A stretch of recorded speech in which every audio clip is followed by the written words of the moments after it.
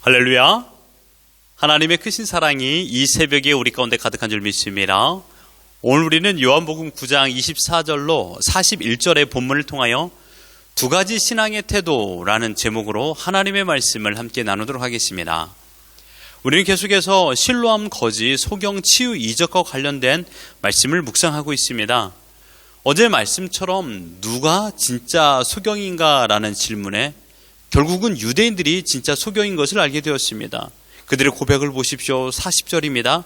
바리새인 중에 예수와 함께 있던 자들이 이 말씀을 듣고 이르되 우리도 맹인인가. 소경이었던 사람은 예수님의 빛을 받아서 예수가 누구인가를 명확하게 알게 됩니다.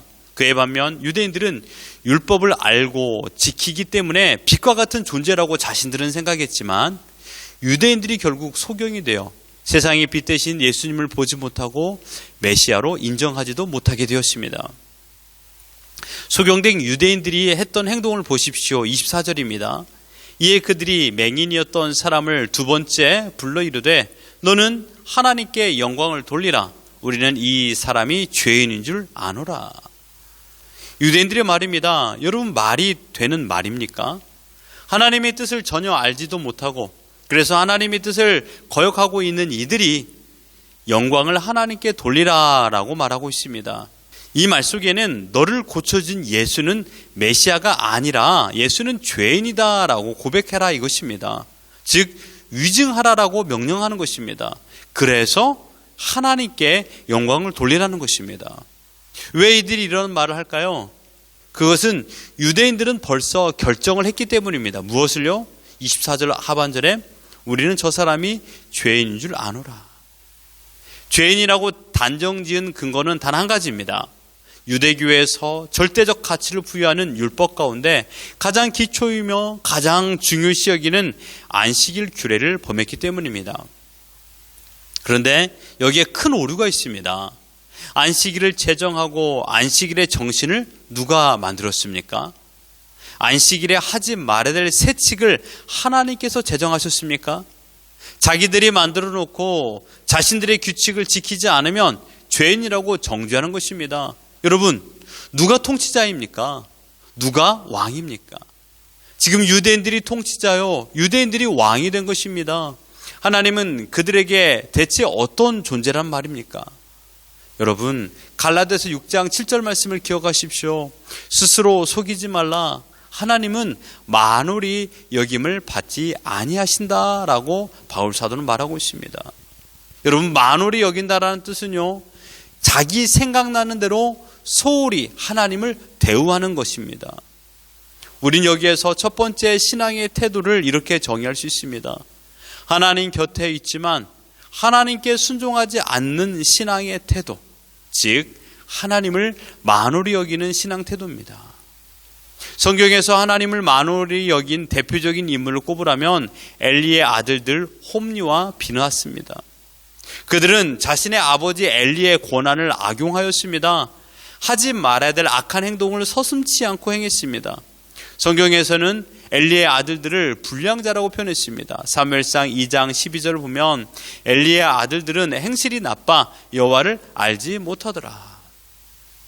하지만 그들은요, 언제나 하나님의 영역 근처에 있었습니다. 그래야 제사를 드리는 제물 가운데 실한 고기를 먼저 먹을 수 있었습니다. 제사는 경멸하면서 제물을 탐하는 악한 자들이었습니다. 성전 근처에는 있었습니다. 왜냐하면 그래야 성전에서 수종드는 여인들을 겁탈할 수 있기 때문입니다. 언제나 하나님 근처에만 존재합니다. 하나님과 말씀에 순종하여 하나님과 동행하지는 않습니다. 지금 유대인들이 하나님의 말씀 근처에는 있었지만 말씀을 믿지 않고 말씀에 순종하지도 않았습니다. 자신의 탐닉을 채우는데 하나님의 말씀이 도구로 사용된 것입니다. 하나님을 만홀히 여기는 사람의 특징은 하나님을 속이려고 합니다. 앞에서는 하나님을 사랑하는 척하고 하나님의 말씀에 순종하는 척을 하지만 속으로는 하나님을 사랑하지도 않고 하나님을 확신하지도 않습니다. 하나님은 이러한 믿음의 태도를 모르실까요? 아니요. 모두 다 알고 계십니다. 사람은 속일 수 있지만 하나님을 속일 수는 없습니다. 마지막으로 하나님은 엄한 심판을 내리십니다. 홈리와 비느하스에게 내리신 하나님의 엄한 심판의 내용의 말씀을 보십시오. 사무엘상 2장 30절입니다. 나를 존중히 여기는 자를 내가 존중히 여기고 나를 멸시하는 자를 내가 경멸하리라. 나를 만홀히 여기는 자에게 내가 심한 심판을 하겠다라고 말씀하고 있습니다. 하나님을 만홀히 여기는 자들, 그들에게 하나님께서는 경멸할 것이라고 말하고 있는 것입니다. 하나님을 만홀히 여기는 또한 우리들의 모습은 무엇입니까? 예를 들어 본다면 그 말씀 나도 알아. 그 말씀을 설교로 수백 번 들었어. 내가 교회에서 받은 직분이 뭔데? 우리 부모님이 장로님이고 권사님이야. 내가 교회에서 훈련을 몇 개 받은지 알아? 라고 말하면서 자신의 위치를 자랑합니다. 지금 유대인들이 말하고 있는 것이 이런 부류의 내용입니다. 결국 하나님을 만홀히 대한 이들의 결론은 파멸입니다. 경멸을 당하는 것입니다. 하나님과 상관 있는 사람인 줄 알았지만 하나님과 상관없는 사람이 되어버리는 것입니다. 지금 우리의 신앙을 한번 점검해 볼 필요가 있습니다. 먼저 말씀을 전하는 저 자신의 생각이 맞습니다. 목사 이전에 하나님을 믿는 신자이어야 하는데 어느 날부터 목사의 직분에만 관심을 두고 거드름을 피우고 있지는 않는가? 말씀을 증거하지만 그 말씀대로 살아가고 있는가? 하나님 주위에만 맴도는 내 모습인가를 돌이켜보게 되었습니다. 우리는 순간순간마다 하나님을 만홀히 여길 때가 많습니다. 하나님의 이름을 이용하여 내 목적을 달성하려는 목적주의적인 신앙생활을 하고 있지는 않습니까? 목적을 위하여 헌신하고 목적을 위하여 기도하고 혹시 내가 예배를 드리지 않으면 우리 집에 무슨 큰일이 날까 봐 두려움의 지배를 받아 어쩔 수 없는 주일 예배를 드리지 않습니까? 하나님은 만홀히 여김을 받아서는 안 됩니다. 하나님을 가볍게 생각해서는 안 됩니다. 하나님의 말씀을 무시해서는 안 됩니다. 여러분, 하나님의 절대 주권을 거부해서는 안 됩니다. 지금 유대인들은 아주 철저하게 말씀이신 예수님을 말씀으로 그들이 정죄하고 있습니다. 하나님이신 예수님을 가볍게 여기고 무시하고 있습니다. 이들이 영적인 소경입니다.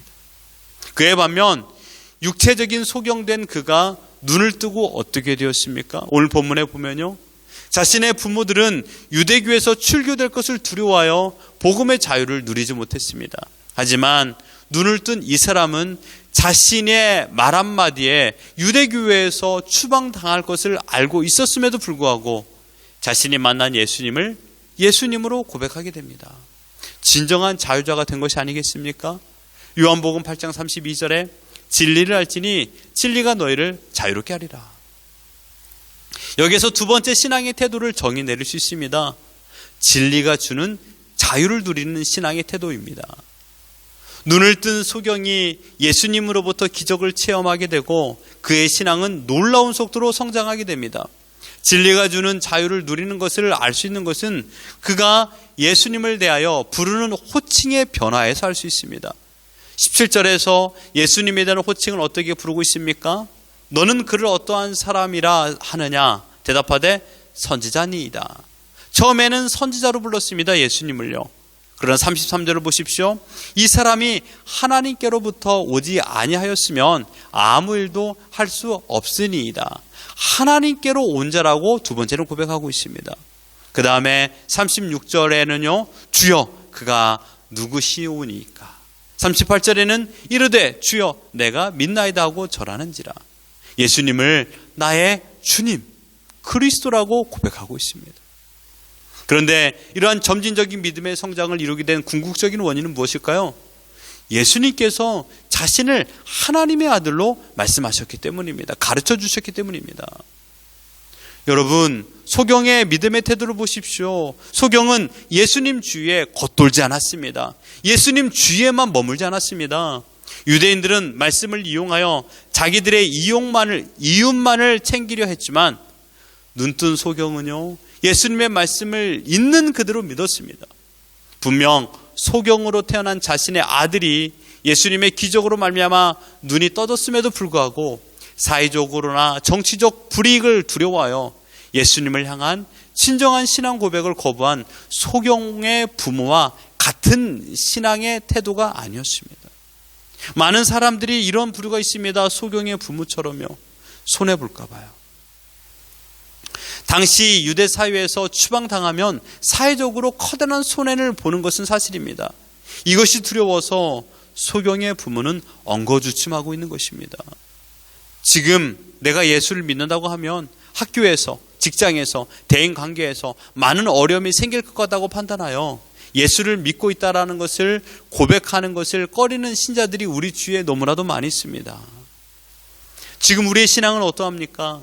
사도 요한은 예수님의 가르침을 깨닫고 후대의 신자들에게 거룩한 도전을 주고 있습니다. 진정한 믿음의 태도가 무엇인가 이것입니다. 내 목적을 위하여서 하나님 주위를 맴돌고 얼씬거리고 있는가? 아니면 실제적으로 경제적인 손해가 생길까 봐서 신앙의 고백을 숨기고 있는가?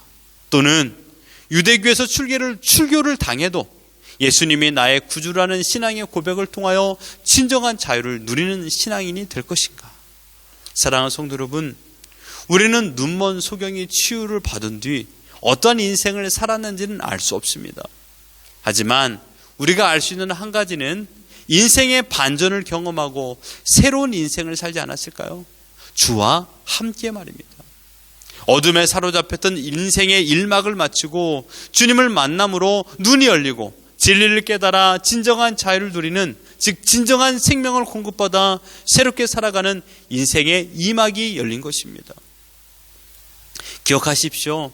하나님은 하나님을 만홀히 여기는 자는 경멸하시지만 하나님을 존중히 여기는 자는 하나님께서 그 사람을 존중히 여기십니다.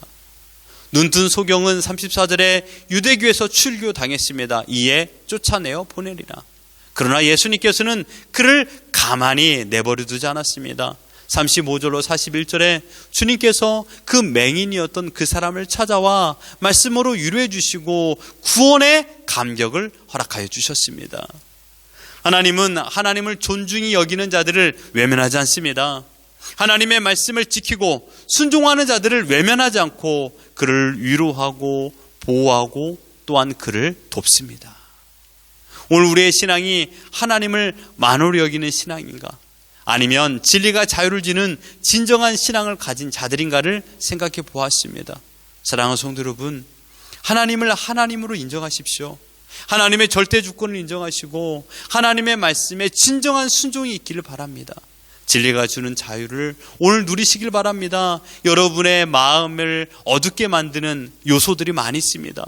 경제적으로, 또한 육체적으로, 육신의 아픔으로, 관계로, 또한 미래가 불투명한 상황으로 인하여서 우리 마음이 어두워질 수 있습니다. 그러나 이 모든 것을 주관하시는 분이 누구인가? 이것을 생각하십시오. 우리 마음속으로 하나님을 만홀히 여기지 마십시오. 하나님의 능력을 제한하지 마십시오. 하나님께서는 이 모든 것을 주관하시는 분입니다. 그 주관하시는 하나님 안에서 우리가 거할 때 진정한 자유를 누리게 되는 것입니다. 이 자유 가운데 하나님을 찬양하며 하나님의 인도하심을 눈으로 목도하는 복된 하루를 살아가는 우리 모두가 되기를 예수 그리스도 이름으로 축원합니다.